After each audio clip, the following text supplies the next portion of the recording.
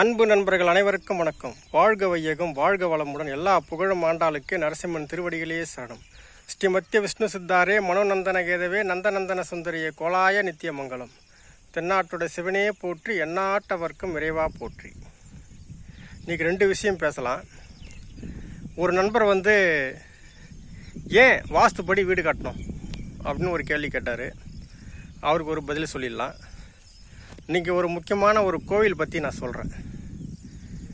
அந்த கோவிலுக்கு நீங்கள் பயணம் செய்து பாருங்கள். சரி, ஃபஸ்ட்டு நம்ம அந்த நண்பருக்காக ஒரு கேள்வி. ஏன் வாஸ்துப்படி வீடு கட்டணும்? ஒரு வீடுன்றது 3 தலைமுறையோட வளர்ச்சியை பொறுத்து தான் ஒரு வீடு. அதுக்காகத்தான் வாஸ்துப்படி வீடு கட்டணும் அப்படி சொல்கிறது. ஏன் அப்படின்னா, இப்போ வாஸ்துப்படி வீடு கட்டினா கணவன் மனைவி வாழ்க்கை சிறப்பாக இருக்கணும், தாம்பத்தியம் உறவுகள், ப்ளஸ்ஸு குழந்தைங்க படிப்பு நல்லா இருக்கணும். 2வது தலைமுறைக்கு போதா குழந்தைங்க படிப்பு நல்லா இருக்கணும். அந்த குழந்தைங்க வளர்ச்சி எதை நோக்கி போகுது அதை பற்றி சொல்கிறது அந்த வீடு தான். அந்த குழந்தைங்க திருமணம் காலகாலத்தில் குழந்தைங்களுக்கு திருமணம் ஆகணும். ஏன்னா ஒரு சிலர் 30 வயசு 40 வயசு வரைக்கும்லாம் கல்யாணம் பண்ணாமல் நிறைய வீட்டில் பசங்க இருப்பாங்க, பார்த்துருப்பீங்க. ஒரு சில வீட்டில் கல்யாணம் பண்ணி கொடுத்துட்டு பசங்க பொண்ணாக இருந்தால் கணவன் இருந்துட்டு வீட்டில் வந்திருப்பாங்க. இல்லை பையனாக இருந்தால் கல்யாணம் ஆகிட்டு டைவர்ஸ் ஆகிட்டு இருப்பாங்க. இதை பற்றி சொல்கிறதும் அந்த வீடு தான்.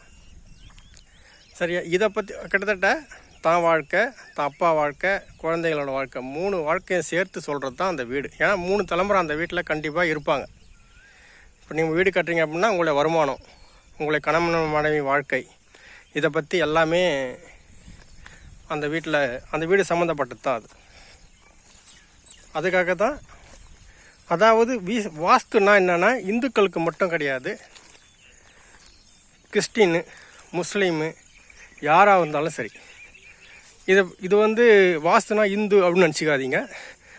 பஞ்சபூதங்களை எப்படி சரியாக வீட்டில் கொண்டு வரோம் அதை பற்றி சொல்கிறது தான் வாஸ்து. பஞ்சபூதங்கள்லாம் என்ன? நிலம், நீர், நெருப்பு, காற்று, ஆகாயம். இந்த 5யும் எப்படி நீ சரிசேர கரெக்டாக வீட்டில் அமைக்கிறியோ அதுதான் வாஸ்து. ஃபார் எக்ஸாம்பிள் பார்த்தீங்கன்னா, இப்போ கடவுளை பாருங்கள்.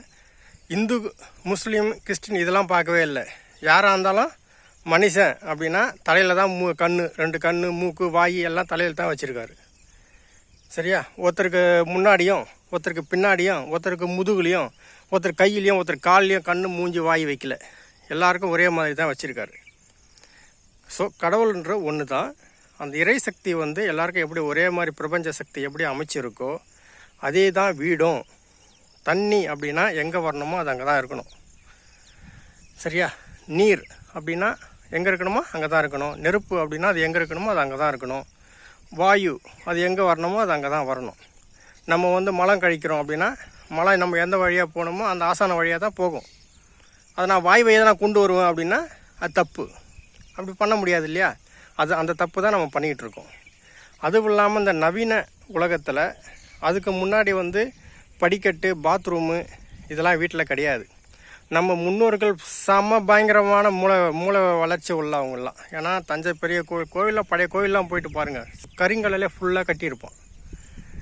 எப்படி கட்டியிருப்பான்? செம்ம டிசைனிங்.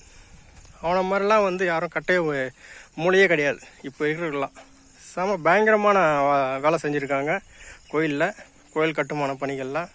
அதெல்லாம் பார்த்தீங்கன்னா உங்களுக்கு நிறைய விஷயம் தெரியும். ஏன் சொல்கிறேன்னா, இப்போ வீடு கட்டுறாங்க,